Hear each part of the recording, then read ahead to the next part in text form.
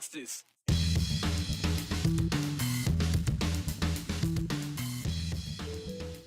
It's Friday. You know what that means? It's time to wrap up the week here on the 208. A historic Boise house built at the beginning of the 20th century was destroyed recently by a terrible fire. But with hopes of rebuilding the Vicky, the owner is offering the community a chance at buying a keepsake from this famous house. An Idaho Supreme Court justice who spent 17 years on the state's highest court died this week. We're taking a look back at the life and career of Justice Daniel Eiseman. And we're going to introduce you to 3 students in Eastern Oregon who rule their school, even if it's just the 3 of them in class. What will happen to the ITD campus on State Street in Boise? It's a fantastic question that will be determined later this year when the Idaho Supreme Court hears the case. If you missed the story, long story short for you, ITD was set to sell the Boise campus to a private buyer. The Idaho legislature disagreed, though, with the idea, saying it was a valuable property that was worth keeping, not parting with.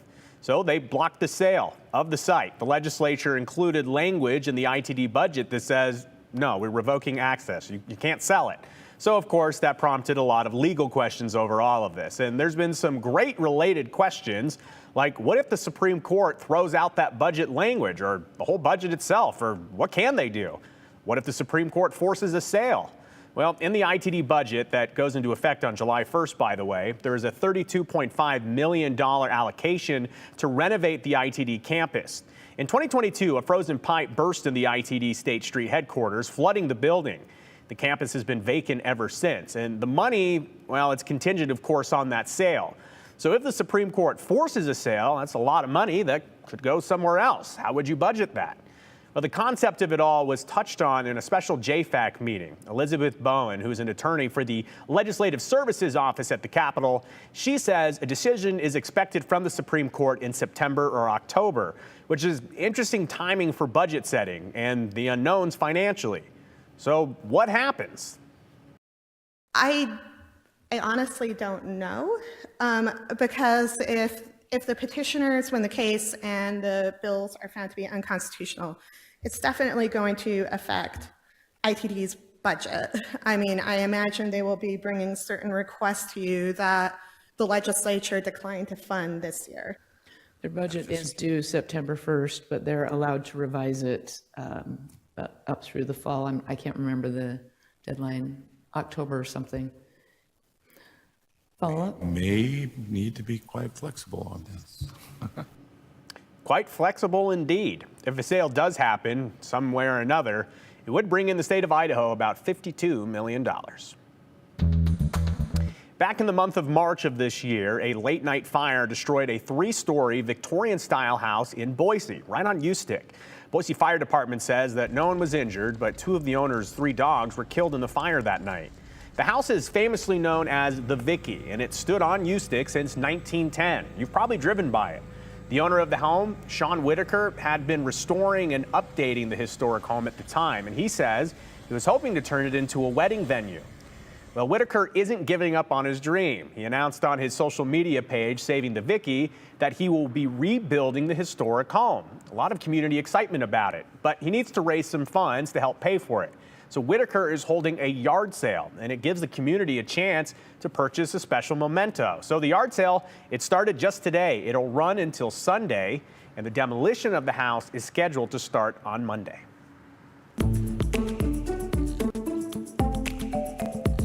The Bureau of Land Management released its final environmental impact report for the proposed Lava Ridge wind farm, and some folks are not happy.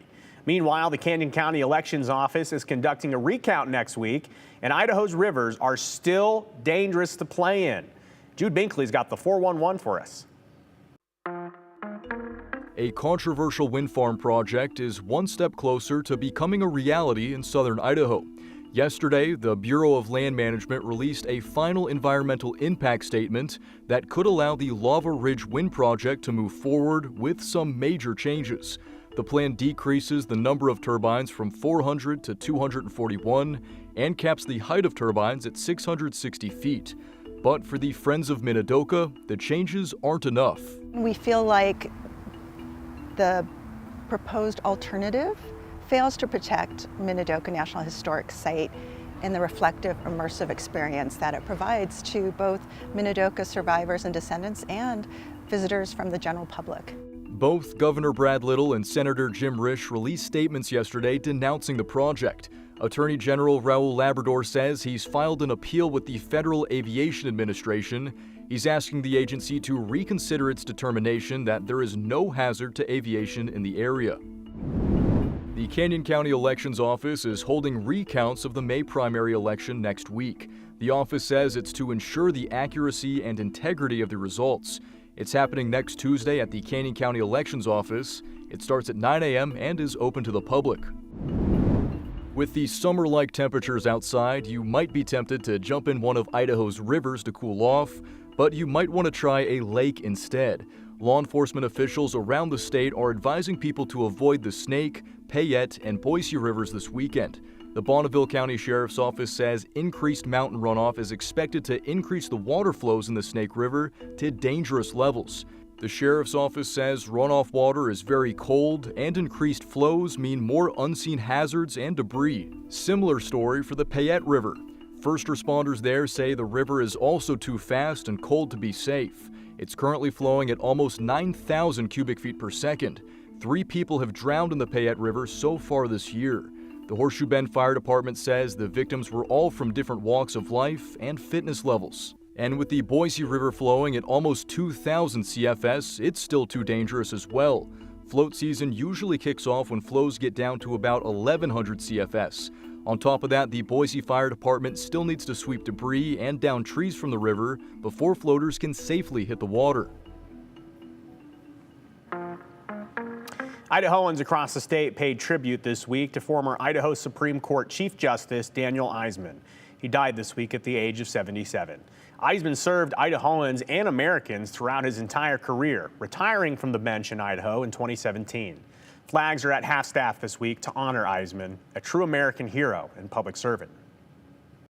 For 31 years, Chief Justice Daniel Eiseman served Idaho's justice system from local courts all the way up to the Gem State's highest court. His dedication to service predates any judicial jobs. After studying law at the University of Idaho, Eiseman immediately chose to serve back-to-back tours as an Army man in Vietnam. In 2014, he told our partners at the Idaho Press, "I just wanted to serve." Operating a machine gun on a Huey helicopter, Eiseman was awarded 2 Purple Hearts and 3 medals for his heroism. He told the Idaho Press that he almost died earning that first Purple Heart, moving just in time to avoid a .50 caliber round that tore through his helicopter. He returned stateside after his deployment to finish law school, going on to serve as a judge in Owyhee County. In 1995, Eiseman was appointed to district judge for Ada County. He began working on setting up a drug court in Ada County after feeling there had to be a more effective way to handle those cases. In the year 2000, Eiseman was elected to the Idaho Supreme Court, a court he would work on until his retirement in 2017. Eiseman reached Chief Justice status in 2007, holding that position until 2011. In December 2020, he became the first recipient of the Daniel T. Eiseman Award for Excellence in Treatment Courts. The award named for Eiseman is awarded every 2 years to an Idaho judge who demonstrates exceptional leadership and commitment to the success of their treatment court team and participants.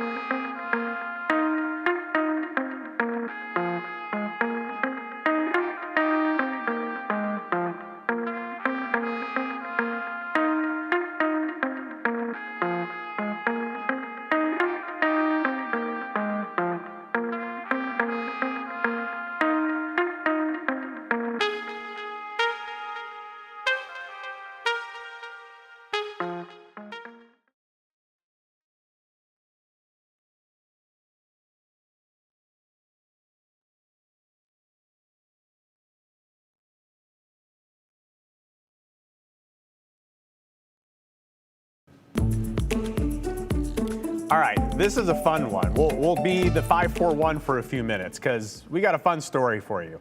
We have a lot of rural and beautiful areas here in the Northwest, and those of you who live in rural areas know that life is very different than it is in the city. You know your neighbors, you might all go to the same grocery store, or the one school in town with the graduating class of like 8. That's what Midvale had just last year. But what about only 3 students? That's the case for one Eastern Oregon school. And our sister station in Portland, they're going to give us a glimpse now of an educational lifestyle that is precious to those who live it, even as it may be coming to an end. Thomas Schultz from KGW shows us this fun story. In the most unusual of places, it's possible to be surprised by the ordinary. Like kids on their way to school. What's happening, guys? 3 students, All right. to be exact. Any questions? Okay. We started the year with 6, and then a family moved away, so now I have 3. Just 3 in the whole school. And with 6 days left, the school year's far from over. Yeah, we're gonna combine this. These are the 3 things. You've got a really good start, Kelton. For a trio that's forever linked. Carly, how's yours going? You could say Good. they rule the school. You just get used to some of the things, everybody being related. Tyler Johnson Yeah. is the superintendent of the Jordan Valley School District, serving a small ranching community in eastern Oregon, just minutes away from the Idaho border. So we're going to label. Charlie and picture. Carly are sisters. What do we have to do here? Kelton's their cousin, Yep. and they've all gone to Rockville Elementary School since kindergarten, continuing a decades-old lineage. At the only elementary school within a 40-minute drive. It's an incredible place to be. It doesn't get any better. So not only are you teaching in a building that's been in existence for a long time, but their families have attended school here. These 3 are the 3rd generation of Mackenzies to attend Rockville. All right, kiddos. And when there's a break in the day, they're quick to be outside. There you go. Even recess means getting creative. Because the Mackenzies are meant to be outside. Recess is over. Your summer plans are to rodeo. For generations, their family has ranched. I like horses a lot. And they're next in line. Already, they feed and water dogs, pigs, and goats, and horses. for hours after school. And for the cattle? And then when they have calves, brand them. They don't quit. They work. There's no going home and watching TV. We're trying to use our bigger vocabulary. There's no quitting in the classroom either. So what are we looking for here? Where Miss Green teaches Kelton That's good. English. Yep, you got it. Good job. And if you're writing in first person, we need And to change Carly, this to my. the art of writing. Good job. Okay. While Okay, looks good. Miss Greeley tutors Charlie, How are we going to do it? a first grader. And this was my first year doing spelling too. And Miss Greeley's been mixing Work and fun. for a little while now. I've been teaching here for 18 years and 9 months. Though this spring, it's hard not to think about the upcoming fall. It's the end of the school year. I love it. I love my job.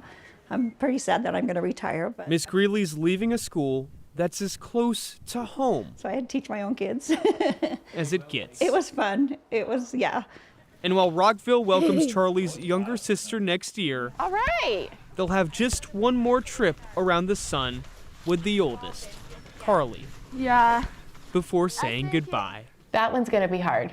Yeah. She'll head off to the high school, It'll be fun. I'm excited. Yeah, we can. which teaches grades Okay. 7 through 12. They all met standards. I'm so proud of them. And one Awesome. by one, I'm very proud of these kids. You should be. They worked so hard. Yeah. Okay, you can clean your things up. with the What would final you like to work student on first? starting next year. Go ahead and turn it all in. School will shut down at some point if we don't get more families, which in Rockville is pretty rare. So yeah, she'll be my last kindergartner. That's sad to think about because I love The kindergarten. school will close in 8 years. And after spending a decade or two Good job, 'cause you're teaching taking kids to read and to write Okay, you're getting close. for the first time, There you go, perfect. these teachers I've known a lot of them from birth. will have to watch from afar Put your binder away. as their kids go on through life, which may be simple but extraordinary. Yeah. A new chapter is going to be ahead. A new book to be written. All right. Thomas Schultz, Yeah? KGW Okay. News. This is home, and we love it. The school only has one teacher, one assistant teacher, and a few Chromebooks, so it only takes about $98,000 for the state of Oregon to run that school. Superintendent Tyler Johnson said once the kids leave their small school for higher education, they're pleasantly surprised by being ahead of the curve because of the one-on-one attention they're getting. We'll keep an eye on this one. It'll be interesting to see what happens over the next few years.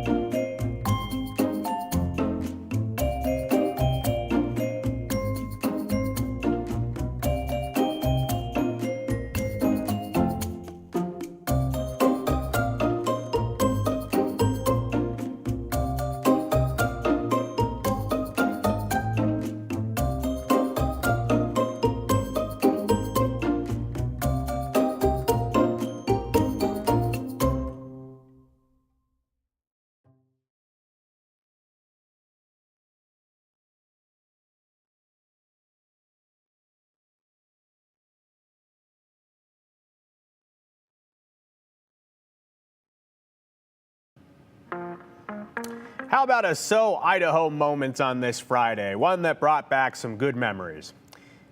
Look at this. The Star Police Department posted a photo on social media yesterday. The police department says while Deputy Neal was patrolling North Star Road, he spotted a goat on the loose.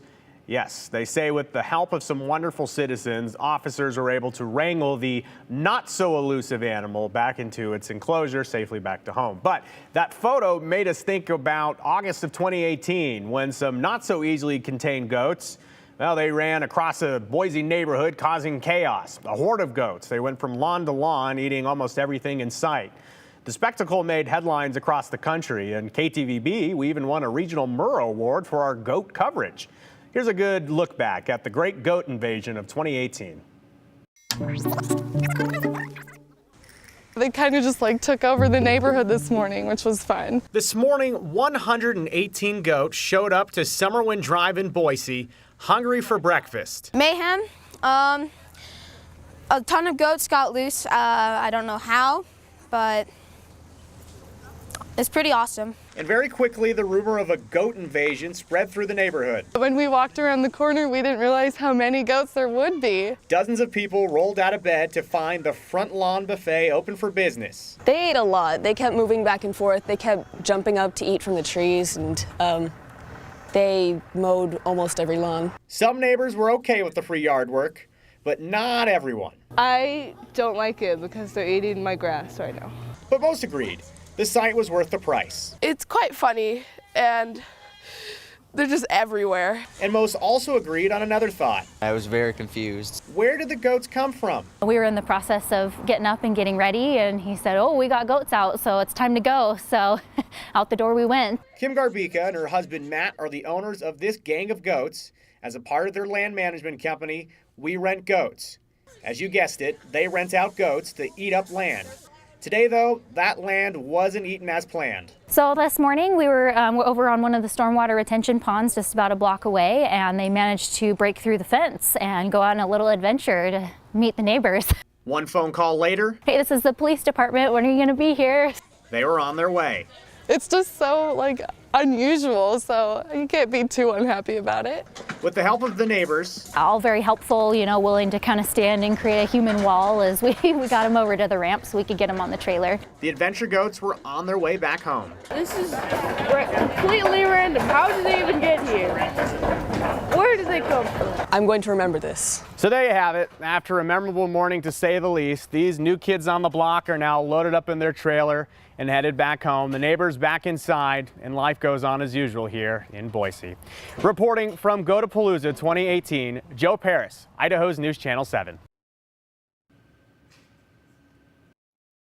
And taking a look at your weather now. Overall, when we talk about the conditions we'll expect for this weekend, plan on some hot temperatures. So probably grabbing extra water and some sunscreen for you. But we also have background chances of thunderstorms, and that will increase as we get closer to Sunday. So tomorrow, a couple of spots will be seeing those chances as well, but not everybody, but it really picks up on Sunday. So right now, Twin Falls is one of the places where we're seeing the combination of both the hot temperatures and the stormier conditions. You can see there's lots of lift in the atmosphere with some of the clouds in the distance. But if we look, that was a northward view. If we look to the south, you can see there's a lot more activity.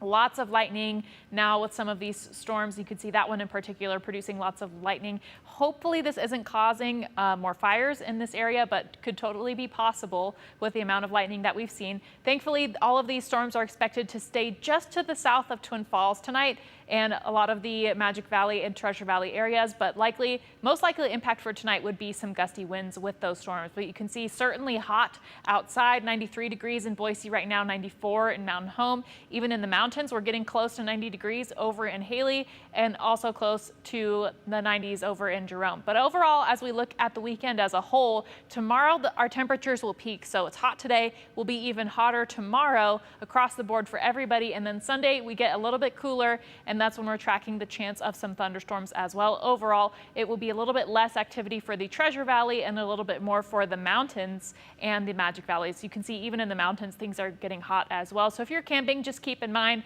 that some of those storm chances will return on Sunday. But you can see that Twin Falls is the one spot where we are expecting some of that storm activity to return tomorrow. Other than that, looks like everybody's staying dry, but Sunday's where we start to see things pick up in the afternoon hours as moisture streams in from the south. You can see it's not necessarily following a front, so a couple rounds of showers and thunderstorms expected throughout the day on Sunday. And then you can see we are staying hot throughout your 7-day forecast, so more of these hot temperatures will be sticking around, but we dip out of the mid-90s after Saturday.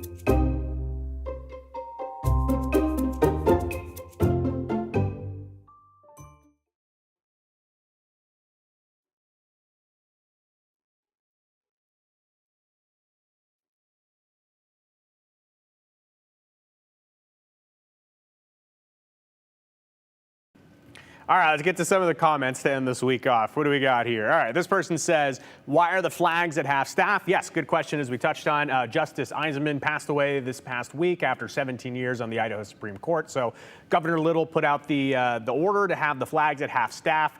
They will be raised to full staff at sunset, so that will be that. All right, some other comments coming in. This person says, your piece on goats was cute. Unfortunately, goats are primarily browsers rather than grazers, and given the chance, they will strip your trees, bushes, and flowers before they even consider mowing your lawn. Speaking from experience, Bob, that is true. We watched that happen in firsthand. This person says, hey, Joe, who's that handsome young guy doing the story on the goats in 2018? I think I need a style throwback. I don't know. Ah, Joe, how young I looked. Yes, I did.